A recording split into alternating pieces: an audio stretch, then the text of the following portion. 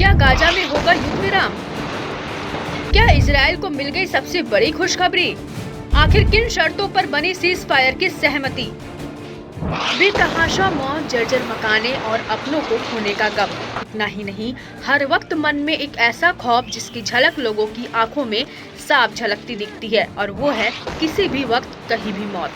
जी हाँ, 7 अक्टूबर 2023 से शुरू हुई हमास और इजराइल के बीच जंग ने गाजा में तबाही मचा दी है। चारों तरफ मलबा, टूटी इमारतें नजर आ रही हैं। गाजा के स्वास्थ्य मंत्रालय की माने तो इस युद्ध में करीब 46,000 से ज्यादा फिलिस्तीनियों की मौत हो चुकी है, जबकि 1 लाख से अधिक लोग घायल हुए हैं, जिनमें से किसी ने अपने हाथ, किसी ने अपने पैर, तो किसी ने अपनों को ही खो दिया है। मरने वालों में आधे से ज्यादा महिलाएं और बच्चे शामिल हैं। इस बीच हमास इजराइल जंग के बीच एक अच्छी खबर सामने आई है। हमास बंधकों को रिहा करने के लिए तैयार है, लेकिन उसके लिए भी कुछ शर्तें शामिल हैं। माना जा रहा है कि गाजा में युद्ध विराम समझौता अपने अंतिम पड़ाव पर पहुंच गया है। इस हफ्ते समझौते पर दोनों ओर से हस्ताक्षर हो सकते हैं। बताया जा रहा है कि समझौता होने के बाद पहले चरण में हमास 33 इजरायली बंधकों को रिहा कर सकता है।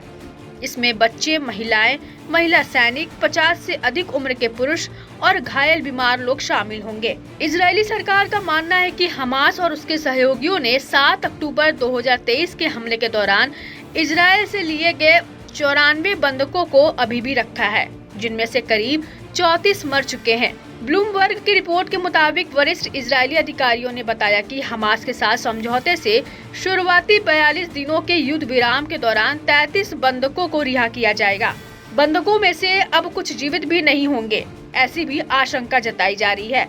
रिपोर्ट्स के माने तो पहला चरण पूरा होने के 16 दिन बाद बचे हुए बंधकों की रिहाई के लिए बातचीत शुरू होगी। इसमें पुरुष सैनिकों और युवाओं को छोड़ा जाएगा, साथ ही मृतकों की डेड बॉडी भी वापस की जाएगी। सैनिकों की वापसी का प्लान।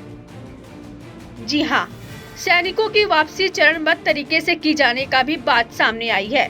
फिलाडेल्फी कॉरिडोर की सुरक्षा के लिए इजराइल के सैनिक तैनात रहेंगे। डील के बाद इजराइल कुछ हिस्सों से सैनिक वापस बुला लेगा। बॉर्डर के पास के कस्बों और गांवों की रक्षा के लिए इजरायली सैनिक तैनात रहेंगे। उत्तरी गाजा के निवासियों को वापस जाने की परमिशन दी जाएगी, लेकिन वह अपने साथ कोई हथियार नहीं ले जा सकेंगे। इजरायली सैनिक मध्य गाजा में नेट जारिम कॉरिडोर से हट जाएंगे।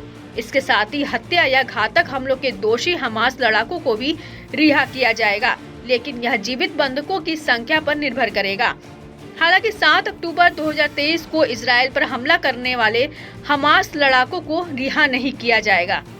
अब आपके मन में एक सवाल जरूर उठ रहा होगा कि यदि गाजा में युद्ध विराम होता है तो उसके बाद वहां शासन कौन करेगा। तो आपको बता दें कि युद्ध विराम के बाद गाजा पर शासन कौन करेगा, इस पर संशय बरकरार है। इजराइल ने साफ कर दिया है कि गाजा के शासन में अब हमास की भूमिका नहीं होगी। इजराइल ने कहा कि लड़ाई समाप्त होने के बाद भी वह क्षेत्र पर सुरक्षा नियंत्रण बरकरार रखेगा। युद्ध विराम पर क्या बोले ट्रंप? इजराइल हमास के बीच चल रहे युद्ध विराम समझौते के बीच अमेरिका के नवनिर्वाचित राष्ट्रपति डोनाल्ड ट्रंप ने सोमवार को कहा कि उनका मानना है कि उनके राष्ट्रपति बनने से पहले युद्ध विराम समझौता संपन्न हो सकता है। ट्रंप ने एक इंटरव्यू में कहा कि हम इसे पूरा करने के बहुत करीब हैं। मैं समझता हूं कि हाथ मिलाया गया है और वे इसे खत्म कर रहे हैं, शायद सप्ताह के अंत तक। अब देखने वाली बात यह भी होगी कि इजराइल और हमास में सीज फायर से दोनों पक्ष कितने और किस हद तक राजी होते हैं। वहीं ये भी काफी अहम रहेगा कि बंधकों की रिहाई का अनसुलझा मुद्दा क्या शांतिपूर्ण तरीके से सुलझ पाएगा या नहीं।